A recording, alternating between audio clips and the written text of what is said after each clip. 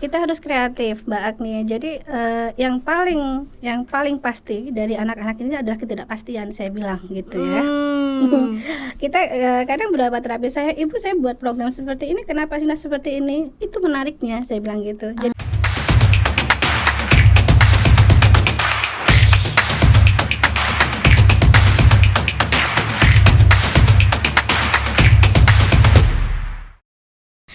Halo, selamat datang di podcast Halo Bunda, spesial persembahan dari General sebagai teman Bunda mendampingi tumbuh kembang si kecil. Kali ini saya Agni, ya kan, seperti biasa akan mengundang narasumber yang pastinya pemerhati anak gitu ya, expert di tumbuh kembang anak.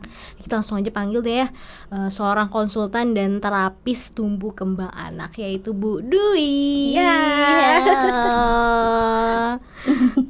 Ini Bu Dwi ini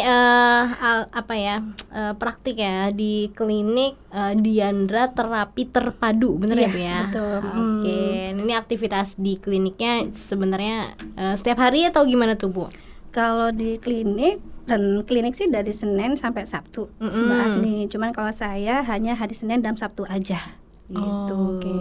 Senin dan Sabtu tuh ngapain tuh Bu? Senin dan Sabtu biasanya saya masih ngajar beberapa anak siswa saya yang lama ya. Kemudian yang paling sering saya lakukan itu adalah asesmen, kemudian konsultasi, evaluasi program, kemudian penyusunan program, baik penyusunan program di klinik dan home program untuk beberapa anak yang memang tidak saya rekomendasikan terapi untuk di klinik, seperti itu. Oh, jadi lebih ke terapi di rumah gitu ya? Betul, iya. Jadi gitu. Terapis yang datang ke rumah gitu ya Bu? Bukan, tapi orang tua yang menterapi anak di rumah. Oh, begitu.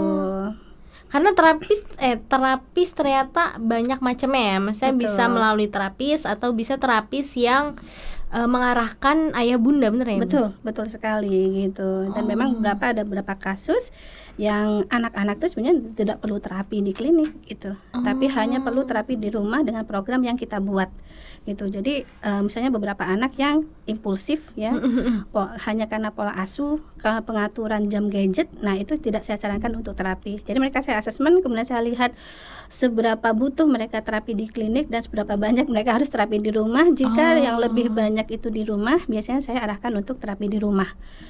Ayah dan bunda yang jadi terapisnya. Dan alhamdulillah kalau dari saat sampai dengan sekarang ya, dari 5 orang yang saya kasih program rumah itu 3 orang berhasil. Artinya tingkat keberhasilannya lebih banyak gitu ya. Sekitar di atas 60% gitu ya. Ya 60% lah ya untuk keberhasilannya. Alhamdulillah seperti itu Mbak Agni. Oke, nah aku jadi penasaran, mungkin kita kilas balik ya Bu, apa sih yang membuat Bu Dwi akhirnya memilih untuk konsen gitu ya, kemudian fokus di keterlambatan tumbuh kembang dan tumbuh kembang anak gitu ya? Oke, baik. Dimulai dari saya ini ya, mengkhianati jurusan pilihan kuliah yang saya dulu ya. Aku ingin lihat titel Ibu tuh pendidikan ya. Iya benar. Tadinya saya di medis Bu, waktu itu saya keterima di maksudnya PMDK medis ya, bagian medis.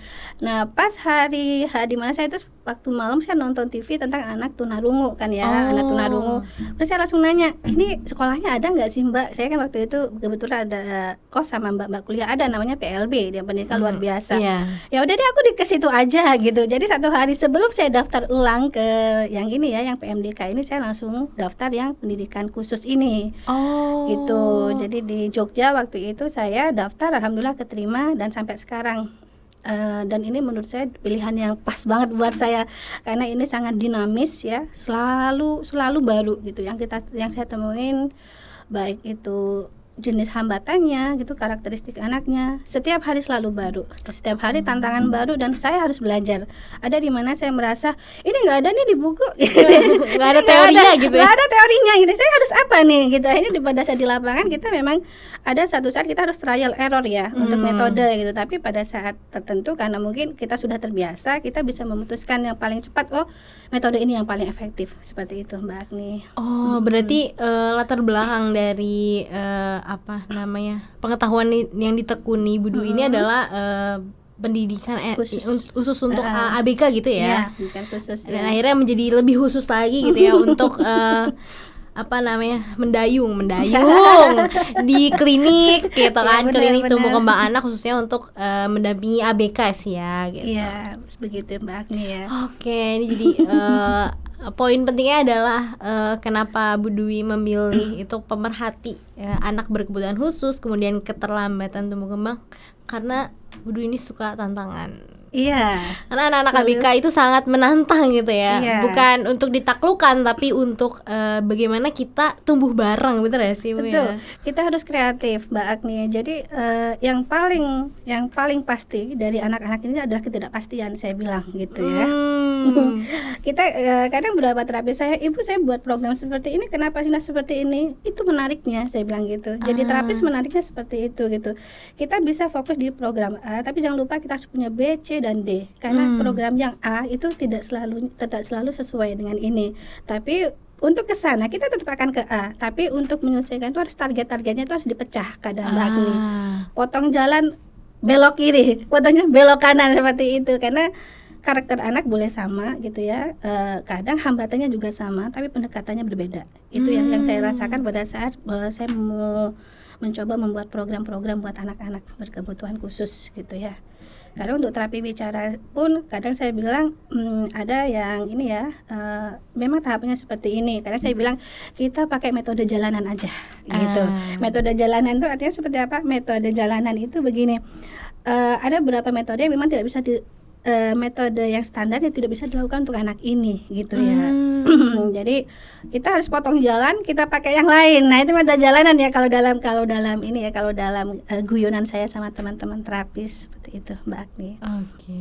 Kayak terapis jadinya menjadi asik ya, karena asik mencoba metode baru gitu, kemudian trial and error selama pemantauan ya, tetap dalam pengawasan gitu. Itu akan menjadi enjoy, dan mungkin karena memberikan treatment yang enjoy berarti sehingga anaknya pun juga akan enjoy ya. Iya gitu. Jadi begini, ada beberapa ini fenomena ya, fenomena tentang terapi.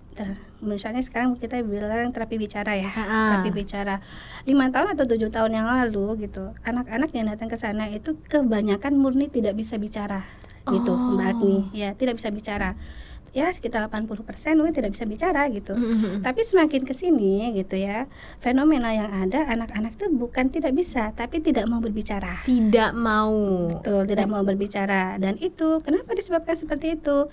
Karena impulsif semaunya. Jadi mereka self control ya. Jadi semua orang punya impulsivitas lah ya, keinginan gitu. Tapi mereka kontrol impulsifnya itu memang rendah gitu ya. Akhirnya mereka memanipulasi sekitarnya gitu ya untuk mengikuti keinginan mereka tanpa mereka bicara. Tinggal tunjuk aja. Akhirnya mereka tidak terstimulasi untuk berbicara. Buat apa bicara? Karena tanpa bicara pun mereka udah dapat gitu kan, seperti itu. Dan akhirnya membentuk habit yang tadinya hanya tidak mau, akhirnya menjadi benar-benar tidak mau dan tidak bisa berbicara. Karena organ bicaranya akhirnya menjadi mundur, tidak terlatih gitu. Betul ya? Gitu, tidak terlatih seperti itu. Dan kalau seperti ini biasanya yang saya arahkan dulu adalah impulsifnya harus dikurangin dulu dengan pola asuh yang lebih baik di rumah. Kemudian pengaturan gadget segala macamnya, banyak sekali itu nanti modifikasi perilaku yang harus dilakukan ayah bunda di rumah, seperti itu Mbak Agni. Oke, tadi kan banyak hambatan tumbuh kembang pada anak-anak gitu, tapi tidak bisa disamakan pendekatannya. Gitu. Betul. Kita mungkin boleh ambil contoh kali ya Bu, misalnya anak A, anak B gitu, dengan hambatan yang sama. Nah, apa sih yang membedakan treatmentnya itu? Pertama itu yang pada saat di asesmen itu yang membedakan adalah penyebabnya gitu ya. Penyebabnya gitu. Jadi ada beberapa anak-anak yang misal datang ke klinik itu Mbak Agni ya, mereka itu katanya kesulitan untuk menghafalkan huruf dan angka gitu. Identifikasi huruf dan angka seperti itu. Kalau kita hanya fokus pada saat mereka ini huruf dan angka nih yang nggak bisa, kalau kita hanya fokus untuk ngajarin drill gitu ya, tanpa kita tahu penyebabnya, itu akan sulit sekali anak itu berkembang. Jadi kalau ibaratkan pohon, gejala itu kan buahnya ya. Iya. Buahnya baik atau enggak, tapi akarnya yang bermasalah ini yang harus kita betulkan. Seperti itu. Kenapa ya anak ini tidak bisa mengidentifikasi angka, huruf segala macamnya? Mungkin persepsi visualnya masih jelek gitu ya. Mungkin konsep-konsep dasar persepsi seperti warna, bentuk, arah gitu ya, paling panjang, paling pendek, kanan kiri itu belum oke gitu. Bagaimana mereka akan bisa belajar dengan baik seperti itu ya? Karena itulah yang kadang hambatan-hambatan itu munculnya dari situ gitu, dari akar masalahnya. Dari asesmen nanti kita akan tahu anak ini hambatannya seperti ini, sama-sama tidak bisa baca huruf gitu ya. Tapi hambatan akar penyebabnya itu berbeda. Ada yang karena persepsinya masih rendah, ada juga yang memang karena mereka disleksia gitu ya. Ada yang seperti itu gitu. Jadi itu nanti yang biasanya temuan-temuan seperti itu biasanya Mbak Agni yang akan kita yang akan kita dalamin. Jadi penanganan juga akan berbeda gitu ya, sesuai dengan hambatannya tadi. Berarti harus dilihat gitu ya, akar dari masalahnya, bukan bagaimana menangani masalahnya. Akibat masalah gimana? Bukan hanya fokus pada maksudnya karakter masalahnya seperti ini gitu ya. Jadi yang kita tanganin akar masalahnya apa dulu gitu ya, supaya penanganannya lebih tepat gitu Mbak Agni ya. Oke. Kalau kita ngomongin hambatan tumbuh kembang, ambillah kita hambatan wicara. Nah itu tuh ada apa aja sih Bu yang perlu kita tahu dan perlu diwaspadai nih sama bunda-bunda gitu? Kalau wicara secara umum ada dua. Ada dua, reseptif dan ekspresif gitu ya. Ini kayaknya sudah sering banget nih tema ini ya. Reseptif itu pemahaman ya. Jadi yang ada di dalam itu ya. Betul, memori, gitu. memori pendek, memori panjang gitu ya. Betul, iya. Jadi persepsi juga, persepsi auditori segala macamnya itu hubungannya ke situ. Kalau reseptif itu hubungannya bagaimana anak-anak itu bisa memahami stimulasi dari luar yang dia tangkap gitu ya. Itu adalah reseptif. Anak-anak ini biasanya kalau tidak ada masalah mereka paham instruksi, bisa melakukan instruksi dengan baik gitu, sesuai dengan apa yang diinstruksikan. Kalau tidak, biasanya mereka justru tidak merespon dengan benar apa yang mereka dengar. Bahkan ada kecenderungan mengulang ya Mbak Agni. Misalnya kita suruh misalnya gini, ambil baju di situ. Nanti dia diam tapi bilang, ambil baju di situ. Nah gitu. Nah itu bahaya. Kalau sudah ada echo itu sebenarnya itu malah bahaya ya. Itu berbahaya sekali gitu ya. Itu yang pertama. Yang kedua itu bahasa ekspresif, ujaran gitu. Ada beberapa anak yang paham sekali instruksi, semuanya kosakata sudah lengkap nih ya, sesuai dengan usia pertumbuhannya. Tapi pada saat dia arahkan untuk berbicara, dia bingung gitu, aku harus ngomong apa gitu ya. Mereka itu bagian di ekspresifnya itu Mbak Agni gitu ya. Jadi sama-sama, kalau dari terapinya sama-sama sulit, tapi kalau berdasarkan pengalaman saya, terapi anak yang dengan hambatan reseptif jauh lebih lama dibandingkan dengan anak yang hambatan ekspresif. Karena memang bekal yang di dalamnya itu masih belum kuat ya. Betul, sehingga untuk mengeluarkan bahasa ekspresifnya itu lebih harus ada effort lagi. Betul, gitu. Karena reseptifnya belum selesai. Iya, betul sekali gitu ya. Itu yang reseptif itu biasanya kita memang butuh waktu ya, butuh waktu. Kemudian juga stimulasinya juga harus, tahapannya itu kita harus pecah menjadi sangat kecil-kecil gitu ya, supaya kita sendiri punya standar ini anak ini pencapaiannya udah sampai sejauh mana. Setelah itu tuh bisa. Kalau ekspresif saya nggak bilang itu mudah ya, tapi ekspresif lebih cepat penanganannya dibandingkan dengan reseptif seperti itu untuk hambatan bicaranya. Kalau yang paling sulit nih Mbak Agni ya, pengalaman di lapangan saya yang paling sulit saya tangani itu anak-anak dengan mutisme selektif. Itu yang paling sulit buat saya. Oke. Gitu ya. Mohon penjelasannya Bu, apa sih multiselektif ini gitu ya? Oke, baik. Mutisme selektif gitu ya. Mutisme selektif itu mutisme ya, selektif. Jadi anak-anak ini kalau bahasa awamnya itu pura-pura bisu ya. Pura-pura bisu. Jadi pada saat di dalam rumah mereka berbicara seperti biasa gitu ya, kontak mata segala macam normal sama sekali, normal bener ya, normal. Tapi begitu keluar rumah mereka langsung diem gitu. Nangis pun enggak gitu. Bahkan pada saat mereka jatuh gitu ya, pada saat jatuh mereka sakit, mereka enggak akan bilang aduh depan orang, enggak akan seperti itu. Sampai tertahan segitunya gitu ya. Itu kenapa tuh? Sebenarnya ini lebih ke ranah psikolog ya Mbak. Jadi itu karena kecemasan yang sangat berlebihan, yang sangat kuat gitu pada orang-orang gitu. Iya, pada anak itu gitu ya. Tidak nyaman dengan lingkungan, akhirnya membuat mereka defensifnya itu mereka tidak mau membuka komunikasi dengan orang lain. Itu murid saya yang paling lama terapinya 4 tahun. Usianya 7 tahun. Jadi dia masuk 3 tahun, keluar 7 tahun baru selesai. Nah, itu yang paling lama dan itu paling menantang buat terapis gitu ya. Dan secara psikis terapis juga pada saat menghadapi anak-anak seperti itu, kalau teman-teman saya selalu menguatkan, ini yang paling sulit. Saya paham ini yang paling sulit. Kalau kamu butuh support kami, kita butuh support kita, cerita gitu ya, setelah terapi silahkan gitu. Karena terapis juga ada di mana saat-saat tertentu terapis itu ini gimana sih? Ini sampai sejauh mana ya perkembangannya ya? Gitu maksudnya stagnan kelihatannya nggak gitu ada ya. Ini ya nggak ada perkembangan. Saya bilang itu adalah prosesnya memang seperti itu gitu ya, dan itu memang butuh waktu lama karena yang kita sembuhkan itu psikisnya gitu ya. Betul. Dan kita butuh dukungan psikolog di sini seperti itu Mbak Agni. Mutisme selektif. Wow, aku kira anak yang bisa bicara gitu ya, tapi dia memang di luar itu agak pendiam. Itu mungkin karena ya dia memang pendiam, tapi ternyata ada sesuatu gitu ya, namanya mutisme selektif gitu. Iya, mutisme selektif. Dan itu harus ditangani secara psikis dulu, kemudian akhirnya baru bisa memaksimalkan terapi wicara itu ya, benar? Betul, karena sebenarnya nggak ada masalah di bicara gitu, nggak ada masalah. Di rumah dia biasa banget ngobrol, komunikasi juga ini nggak ada masalah gitu ya. Bahkan mutisme selektif itu akhirnya ada yang paling parah yang pernah saya tangani itu bukan hanya bicaranya yang terhambat, tapi gesturnya Mbak Desti. Jadi pada saat keluar rumah dia langsung seperti robotik, jalan begini, kontak mata ke bawah gitu. Bahkan kalau misalnya dia jalan kemudian dia harus miring, harus balik arah, dia lebih memilih jalannya seperti kepiting, miring. Karena dia berkeberatan untuk belok gitu. Karena belok sendiri pun dia merasa itu jadi pusat perhatian orang lain. Itu yang paling parah gitu ya. Waktu di kelas, waktu pertama terapi saya pernah tanya sama gurunya untuk membuka buku pun dia nggak mau. Kenapa? Menghapus ini juga nggak mau gitu. Jangan tanya apakah dia mau mengumpulkan buku di bangkunya, maju ke depan.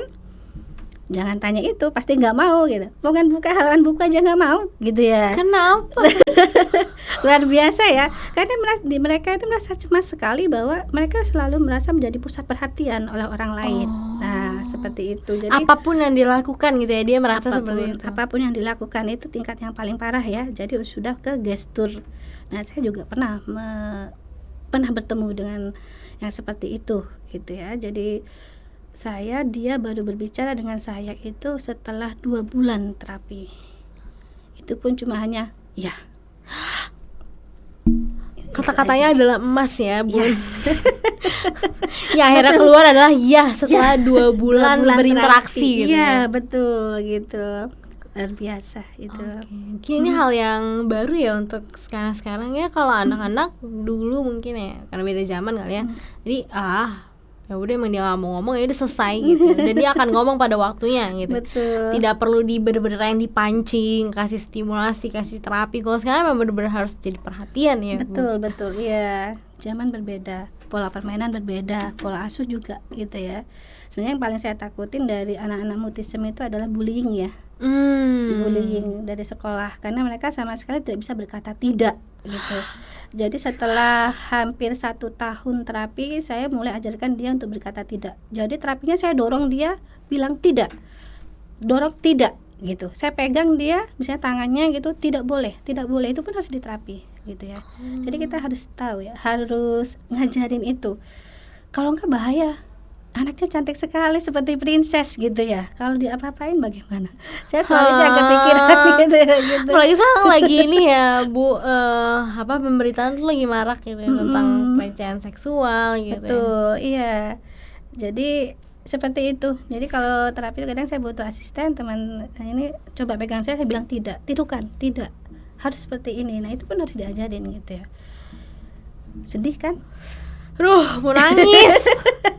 Sedih karena padahal mereka anaknya baik-baik aja gitu. Jadi hal-hal seperti itu pun ada di di klinik tuh selalu ada temuan baru gitu, ada kasus baru gitu ya, dan itu nyata ya seperti itu.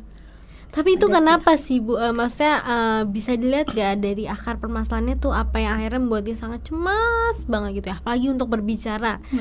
Berbicara aja sangat sulit bagi dia ya, apalagi maksudnya menunjukkan gestur pun juga sulit juga gitu. Itu kenapa sih? Dari saya ambil contoh dua kasus aja ya, Mbak Agni. Yang pertama saya tanya waktu itu orang tuanya gitu ya.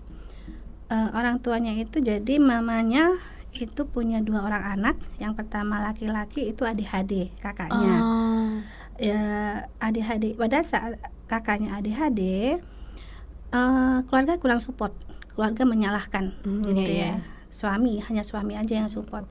Lagi kenapa sih punya anak kayak gitu gitu? Emang hamilnya gimana? Bener gak sih sampai kayak gitu? Gitu. Ya itu dari keluarga kamu ada yang seperti itu. Ada seperti gitu ya Mbak Agni ya. Akhirnya sang ibu gitu ya, karena selalu ditanya seperti itu, dia memutuskan untuk tidak menjawab. Setelah ini aku nggak akan ngomong apapun ke orang-orang yang bertanya. Dan itu ditiru sama anak kedua ya? Anak keduanya sedang dalam kandungan. Nah, jadi sangat berpengaruh banget ya Bu. Setelah itu ibu nggak ngomong apa-apa, tidak Bu Dwi. Pada saat ada orang ngomong apa aja tentang anak saya diem. Saya nggak mau ngomong, dalam hati saya nggak mau ngomong. Begitu anak kedua lahir, sedih banget. Iya, seperti itu. Anak kedua lahir, anaknya mutism.